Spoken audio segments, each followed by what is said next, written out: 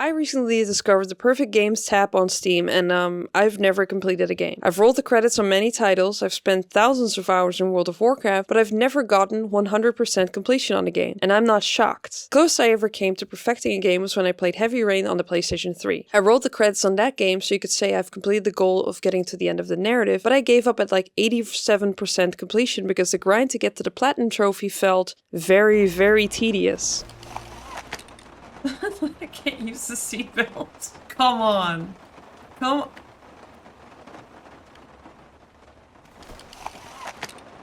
Those are just, look, broken. Look, they're stuck. You're telling me I have to play this entire story a few more times? So basically, I am still, 15 years later, a person who hasn't completed Heavy Rain. And I've never really tried completing any other game beyond playing it until I finish the story or get bored. As someone who always wanted to understand what makes completionists tick, I decided to once and for all actually try to complete a game. My first order of business is selecting a game out of the 120 games in my Steam library. Hades. Nice. I'm only 11 achievements away at 38 out of 49. How hard could it be?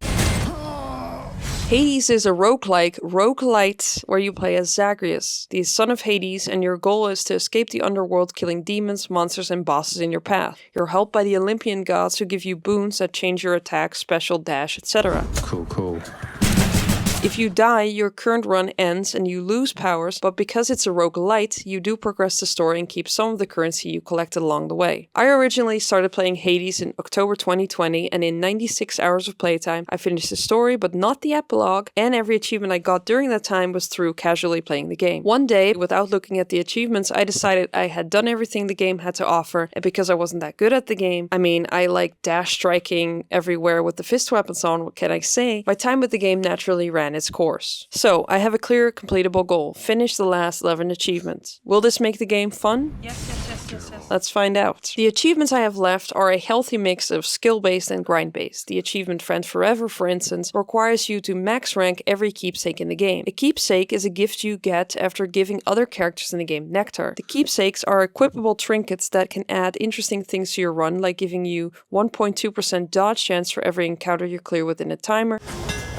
Power of Hermes.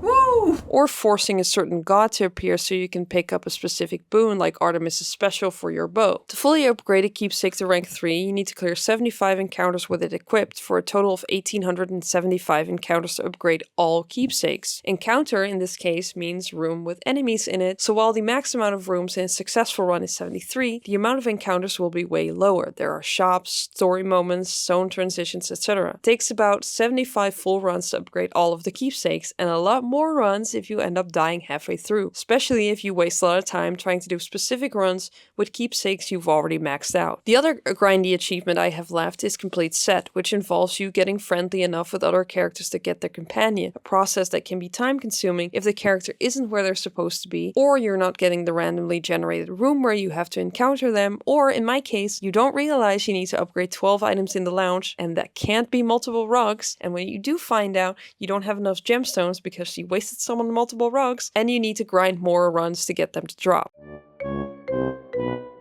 On the other side, there are achievements that require more skill, like Thorn of Thanatos, which requires you to get 30% bonus damage on the Pierced Butterfly, his keepsake. Pierced Butterfly gains 2% bonus damage for every encounter you clear without getting hit, so to get the achievement you need to avoid damage for 15 encounters during a single run. Because the last possible encounter room where you can get this is room 37, which is the Elysium boss arena, and there are like 4 non-encounter rooms per zone, your margin for error in a Pierced Butterfly run is small. If you're like me, getting hit in the easier room in Tartarus will almost always mean that you can't get this achievement. Then there are the heat runs and harsh conditions, and they are the biggest pain because I'm not that good at the game. After beating the final boss of the game for the first time, Hades himself, you unlock the Pact of Punishment, a list of conditions you can toggle to make your next run harder and earn rewards for killing previously killed bosses. Every condition adds 1 to 4 heat to your run. In order to 100% Hades, we need to do a run with every single one of these conditions. This can happen in multiple runs. And we need to clear a Heat 8 and a Heat 16 run and get the rewards from Skelly. The conditions range from adding a bit of health or damage to the enemies,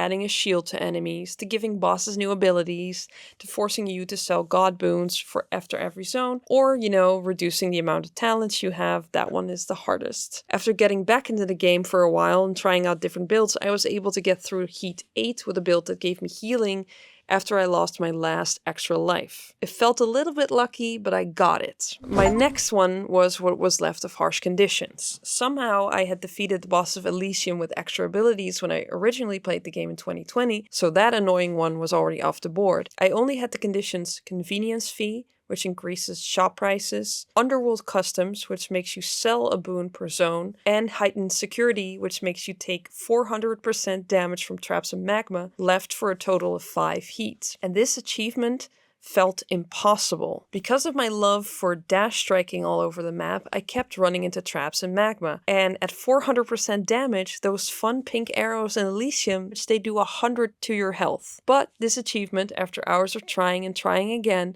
forced me to try different strategies, try different ways to play the game. I actually had to improve. Achievement? Yeah. The final skill achievement I had left was Skelly's Last Lamentations, beating Hades with Heat 16, and that was difficult. Probably harder than it needed to be because I messed up my conditions and didn't realize that Hades had a third phase at extreme measures. Yeah, I thought that was a very smooth run up until that point. But in the end, I managed to get a set of conditions that felt not too punishing, and I was able to get it down.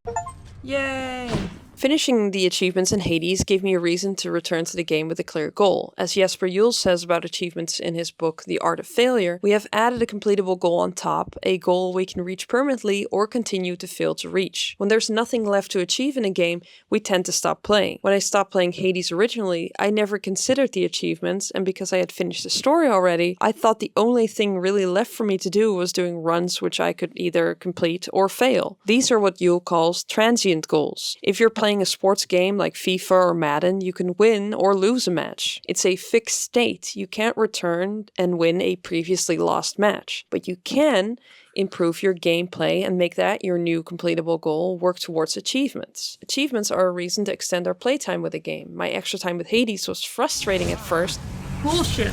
but it was nice to have a defined goal to return to the game with. This moved my focus from just doing increasingly difficult runs which I can either complete or fail, to the metagame, finishing achievements, strategizing, trial and error, and it briefly made me kind of obsessed with the game. In a time where people aren't having fun in games, have limited playtime, choice paralysis, and games and backlogs are getting bigger and bigger, actually completely focusing on one game and actually finishing felt better than I could imagine before doing this challenge. Wait, does that...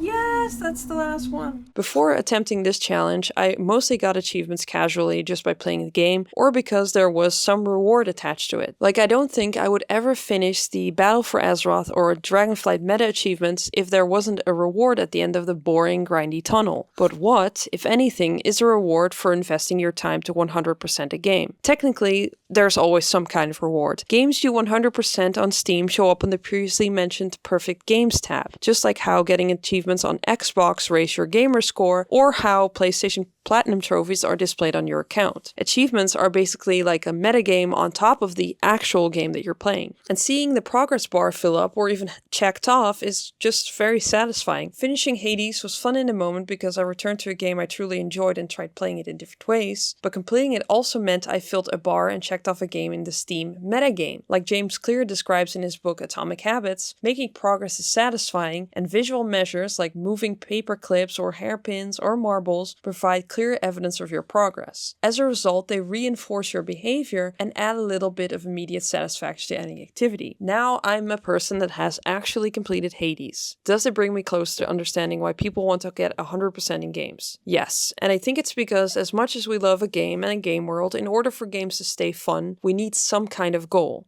The goal can be self-imposed, but we need something to focus our time with the game and push us to try different things to achieve that goal, even if those ways can make the game itself grindy, tedious, or boring. As the famous Soren Johnson quote goes, "Given the opportunity, players will optimize the fun out of a game. I stopped playing Hades in 2020 because I didn't think there was anything left for me to achieve or work towards. Trying increasingly difficult heats didn't feel worth it or fun because I wasn't really getting better at it or progressing, and because there wasn't really a reward at the end of that tunnel. While I was working on the achievements, however, I got better at the game, and getting that 100% actually felt like a nice way to finally wrap up the game completely. Recently, I've been thinking a lot about why I play certain games or do the things I do in them. Am I doing this because I want to and it's rewarding? Or is this just FOMO for the rewards? Does being a completionist add to the fun of the game, or does it make me feel forced to play more? Like, I'm so close, I need to finish this now. When a game points us to a goal and says, hey, maybe do this, we have a clear and defined goal to focus on. But I think it's also very important to consider if you're even enjoying your time with the game, or if you're not enjoying your time in the moment, you think the time investment is worth the reward in the end. Gaming is only a waste of time if you hated your time with it and only cared about the reward, and after you get the reward, you're like, ugh.